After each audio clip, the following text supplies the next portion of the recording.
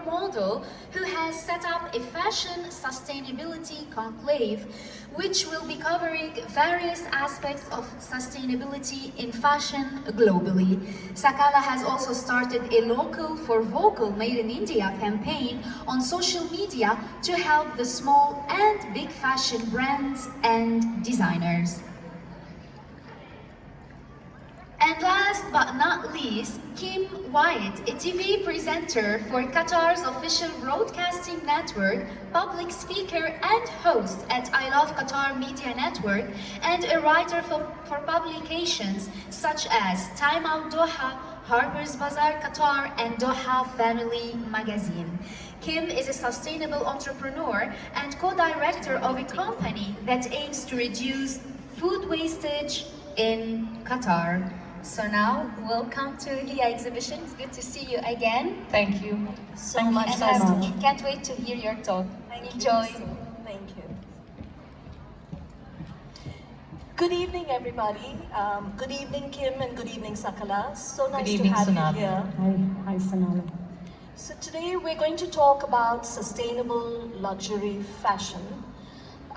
Luxury has been associated with products made of the finest materials, $1,000 shoes that are meant to last a season, priced at the top of the market, a high-end gown that's worn just once, very conspicuous in their quality and often with the brand identity visible, conveying apparent status and sold only in high service venues. On the other hand, when we talk about sustainable and we talk about luxury together, they're two very, very different words. They can almost be termed as oxymorons in our dictionaries. The word luxury also is associated with extravagance, indulgence, and the high life. And sustainability is more, when we say sustainability, we think about eco-friendly, the environment, long-term, and also climate change even, perhaps. So how do these two words come together? Do they really go together? What do you think? You start. Okay, I'll start. Thank you. Do they go together? Well, I think there's a perception that luxury fashion is disposable, but I don't think it is. I think one of the unique selling points of luxury fashion is its longevity. And I think also because people want a unique selling point, high brands, high fashion, luxury fashion is meant to last. There's a lot of work that's involved. It's a high point, price point. And this is one of the things about luxury brands, is that it's meant to last. It's not disposable fashion. Absolutely. I would add something to that as well. I think one of the things that we have to do is we look back into our grandmother and mother's wardrobes, and some of the most expensive things that they are in the wardrobe is high-end luxury. But they also, the term vintage, and vintage luxury is in another ballgame altogether, be it jewelry, be it clothing, it is in another ballgame altogether. So it's not an oxymoron. I think it goes hand in glove with each other, and what we need to do is redefine how we look at luxury, because I think I'm very proud of the fact that I own a 40-year-old sari, you know, so I'm sure you're the same. Yes? Yeah, I think, you know, there's, like I said, there's a unique selling point with luxury brands in that it can stay in the family for a long time. It's not disposable. It's not something that, you know, trends come and go each year. And this is the point with fast fashion. When you go to a high street chain or a mall, a lot of the fashion is very seasonal. But when you buy a high quality luxury brand that has been handcrafted, that has a history, it's something that's going to last for a long time because of the quality that's been put into it. Right. Absolutely. When you spend $5,000 on that Gucci bag, you do look for qualities like... Well, you do, and you expect it. You do expect I mean, if you're going to buy a bag that's worth a mortgage on a house, right, you want it to last. Right. You Absolutely. don't want it to be one season. Right. Now, for me, sustainable luxury fashion actually means garments that are of the best quality and that the garments that also do some good to the environment around you. So it's not just about how you look, but it's also about the impact that you have on the world around you. And sustainability also relates to every aspect of business operations for me. You know, right from the materials and how you source them, how you produce your products, to how you even package them and transport them. It's actually a whole-scale thing, and as the saying goes, ethics plus aesthetics is equal to sustainable luxury, isn't it? Absolutely. I'll add to that. Yeah.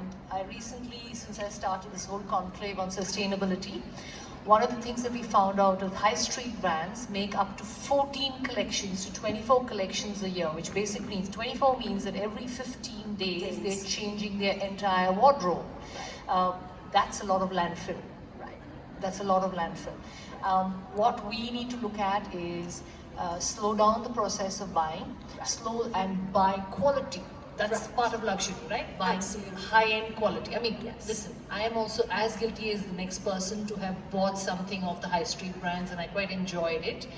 But at the same time, now, for the last 1 year, I have been consciously buying less and buying extremely good quality, right? Yeah, I think what's happening now is that there is definitely a sustainability movement in fashion. Yes. And I think what's happening now is that consumers are becoming more knowledgeable about sustainability, especially in fashion.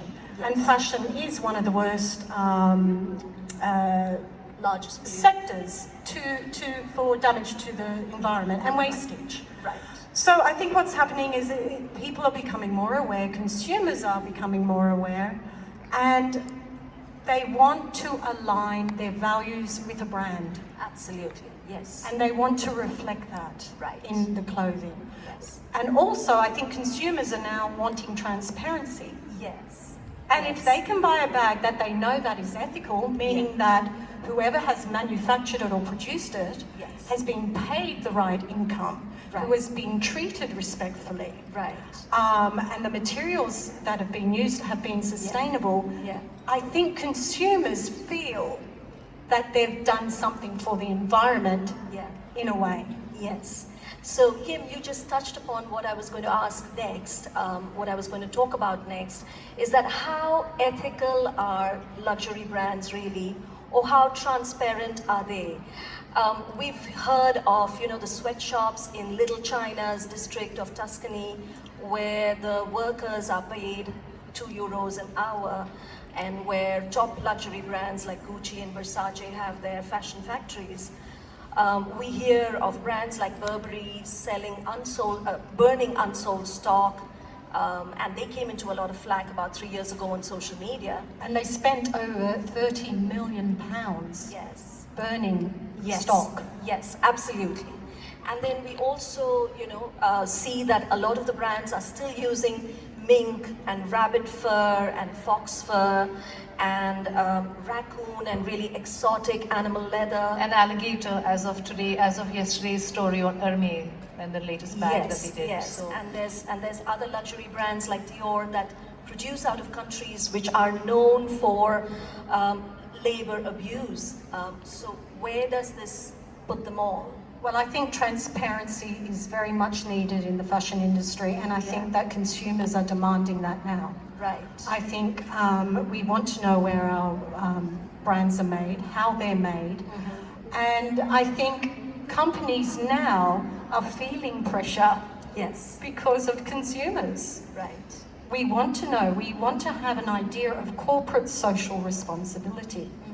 And I think brands now are very aware of that. I think it's slowly changing because they don't want to get caught out. Right. They don't want to be seen as a company that abuses their staff in sweatshops or that they're polluting the environment. And it all gets back to the consumer being more knowledgeable about sustainable practices. Yes. I touch upon a lady like Stella Tennant. Stella Tennant's mother, Stella McCartney. Stella McCartney's mother was a vegan. one of the first vegans in Europe and in the UK, and she was an American woman, and she was extremely clear about the fact that animals, she worked for PETA. She taught her daughter, and Stella McCartney makes amazing clothes, she taught her daughter a whole bunch of stuff that kind of filtered down along the place. Right during COVID, if you notice, all of Mr. Giorgio Armani's quotes were how he was going to reduce from 4 collections a year to 2 collections a year, specifically because of this. He said, why do we need autumn and why do we need a spring? Yes. We need just a summer and a winter. Yes. Well, it's becoming a great marketing tool for a lot of companies, right? It is. Yes. I mean, they know that products are going to sell if they're manufactured in a sustainable way. Yes. So it's becoming a big marketing tool. There's a lot of greenwashing, unfortunately, Just going to still. say that, yes. Right. Greenwashing is something It's that they have to really not necessarily ethical. When I Yes. started this campaign on Instagram on vocal for local and sustainability in India, I used to get about 5 to 7 people writing to me a day from India saying, we are a sustainable brand, feature us, we're a sustainable brand, feature us. Yes. Then I would say, okay, give me a little more about you, tell me a little more. Do you have these particular points that you do? Do you do this? Do you do this? No, we don't do this, but we're a sustainable brand. How do you define sustainability? Yes. There's a whole, they've come up with various indices right now saying these are the 20 points that Amazon has said that you need to be a sustainable brand for. Right. How many of us can actually even follow 10 of those? Yes. I mean, as you said, Kim, it is a marketing tool, and a lot of the brands are now using it, to create a certain hype. But if they don't sound authentic, then it's going to fail, and then it's all about greenwashing. Yeah. Well, greenwashing, and also it's all about credibility. Absolutely. If a brand is not credible Yeah. and lives up to their mission, Yeah. I think consumers can see through that. Right. And consumers know. Yes. And what does that equal? When a consumer loses faith in a brand, Yeah. they're not going to buy it. They're not going to buy it. So of course the marketing team for the Yes. fashion brands Yes. are going to try and be transparent so that they keep their consumers on board. Yes. Yes. Don't you think the other side of this is the fact that the lesser they manufacture, this is my way of looking at it, they can actually make it more exclusive and actually sell more.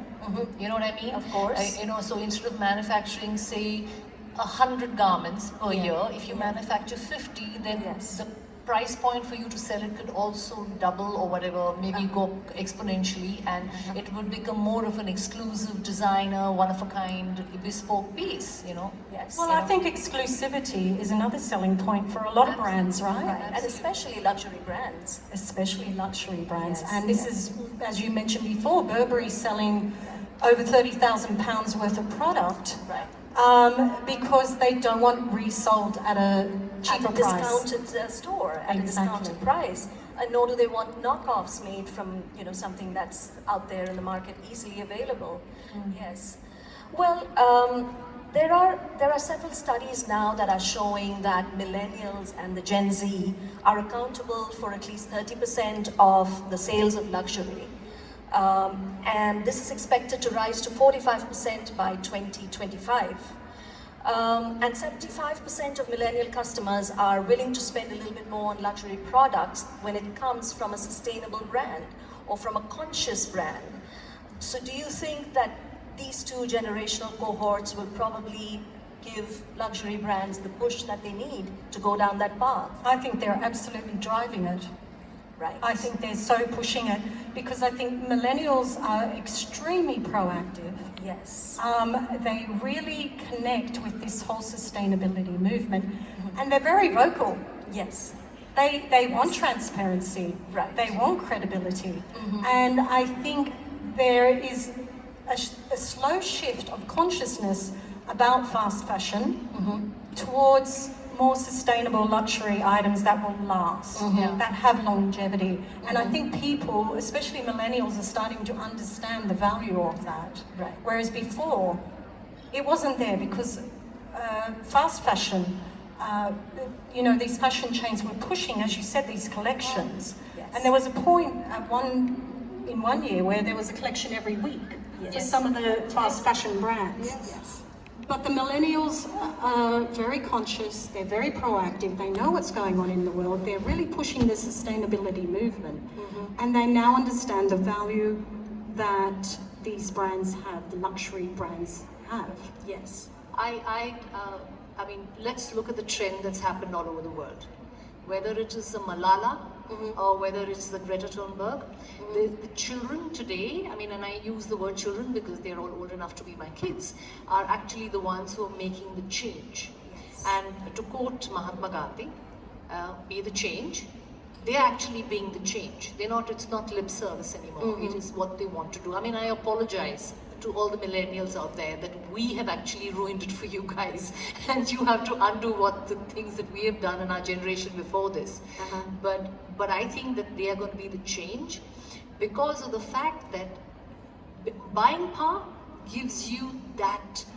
I mean, you can do things with buying power, and they have realized that their money talks, you know, and they're going to make their money talk and walk. Yeah, and I think also millennials are very trend focused. Yes. They're very trend based. Yes. And they really help to push the fashion industry. And now, as I said before, there's definitely a shift with the sustainability movement in the world, the global movement. They're becoming more conscious of the effects of fast fashion. Right. And the thing with the millennials is that they do a lot of research. They check companies out. They see if the companies are really living up to the claims that they make. Yeah. And they won't, as you said earlier as well, they will not hesitate to ignore a brand that is perhaps greenwashing or, you know, that doesn't embody their own personal values. Yeah, they drop brands very quickly, especially in fashion. Brands, yes. If it doesn't align with their own values, yes, you know, they drop them very quickly. Right.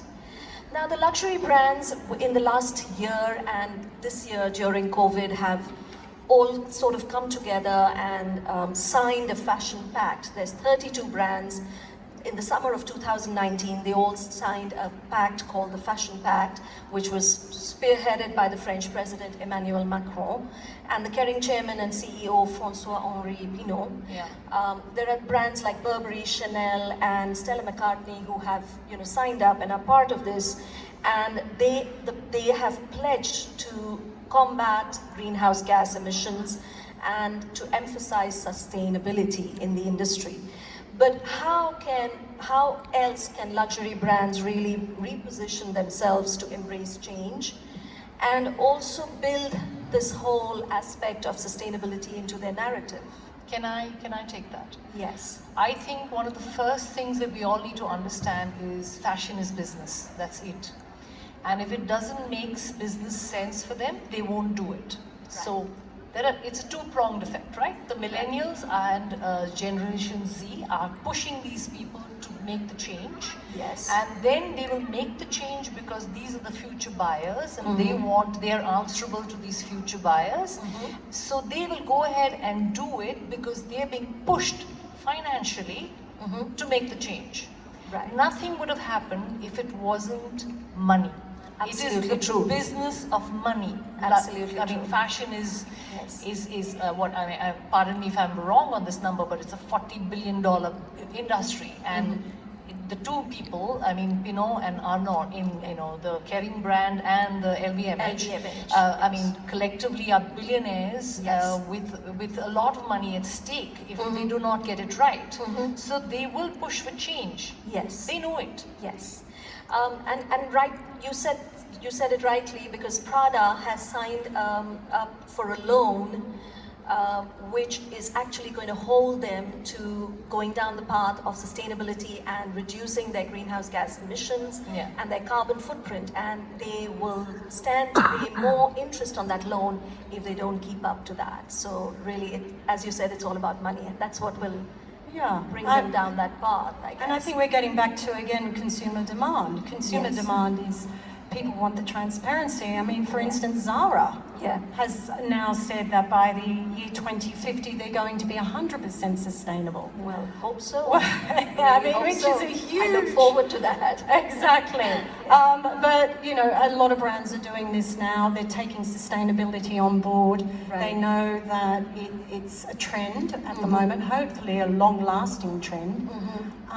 But I think the industry really needs to jump on board innovation, to keep going, to make it sustainable, and these brands do. And fashion designers now need to make sure that instead of greenwashing, they're using innovation in production methods, in textiles, in all areas. I think they also need to do upcycling and recycling. Yes. We should not be, I mean, we were discussing this backstage, right? I mean, there is a parallel industry which is coming up, which is not the second hand, for the lack of better word, but basically pre-loved. And that comes about because people have realized that luxury comes at a price, but I can buy luxury at a lower price, even if it's what I call second hand. Right. That will happen once we understand that we can be the change, right? Right, absolutely. And I also feel, you know, another aspect that luxury brands need to look at is their extravagant fashion shows. Maybe they really need to look into it a little bit deeply and perhaps start using materials that can be recycled, that can be reused, that can be upcycled, because there's so much money spent, so much carbon footprint in those shows that they have. I think they just need to find a way to be more eco-friendly with their fashion shows. Which is what happened with Victoria's Secret. Victoria's Secret, I mean, I personally love Victoria's Secret, but Victoria's Secret happened to be one of the most expensive fashion shows in the world. Yes. In terms of stage, and you know, every year they took it to a different country, and they had supermodels, and they had, you know, the works, you name it, they had it. Right. And they started getting flack from all over the world. Unrealistic expectations in terms of body image, you know, they got flack from the other side, where you know, be body friendly, you know, clothes are not going, you know, you're going to countries that why are you going to a country like China and doing the show, you know, and they got into trouble in China because China had a ban on some particular artist who was supposed to perform, and she was not allowed to, Katy Perry was not allowed to perform. So there are questions that are coming up right now. People are asking why. Yes. You know. Yes. And this year, I think, has made everybody think a lot more and you know, decide on the way that they're going to consume, the way that they're going to go forward with you know, looking at pre-loved items perhaps. Again, it is Gen Z and the millennials who are going to be driving that. About 50% of them have said in a survey that they're going to look at buying second-hand and pre-loved post-pandemic. So maybe that's going to be the path that luxury brands need to take. And a lot of them have, I think, already signed up with the Real on their website to consign, you know, the pre-loved items of their own brand. They've asked their customers to come in and give it to them, and they're consigning it at Real to be sold at, you know, a much lower value. Well, it's certainly a type of industry that is starting to take off here too. Pre-loved luxury items. Yes. And I'm seeing it all the time on social media now here in Qatar. That there is a change of consciousness about luxury brands only being bought new. It's starting to change, and I'm seeing new sites setting up all the time, really, to sell luxury items. Yes. Which is a great thing to see. Which is a great thing to see. Which is a great thing to see. Because those products are actually made with a lot of expensive material, and they are meant to last. So, you know, to have another life for it is the best thing ever that can happen, rather than just, you know, throwing it away. And not only luxury items and bags and shoes and accessories, but also there's a big movement here now that I'm seeing with high street fashion. Right. You know, for millennials, and that's another great thing that we're seeing, because obviously this type of clothing is one of the biggest polluters in the world. It is. It is.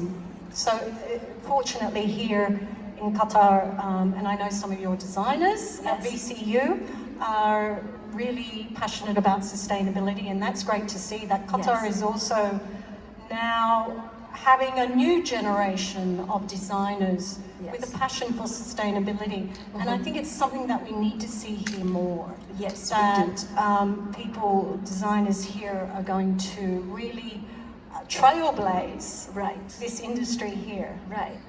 The thing that we want to see is that perhaps, you know, all these top luxury brands and designers, even upcoming designers, to create more timeless pieces, to create pieces that will last, that will help the customer to keep it in their closet longer. The classics. Absolutely. Yes. I think there was always this perception about sustainable clothing that it was just going to be some hippie kind of baggy trousers, and certainly, you know, 20 years or 30 years ago when you thought of sustainable clothing, it wasn't trend-based, it wasn't fashionable. And now that is changed. That's changing, where sustainable clothing, and there are so many innovative fabrics now.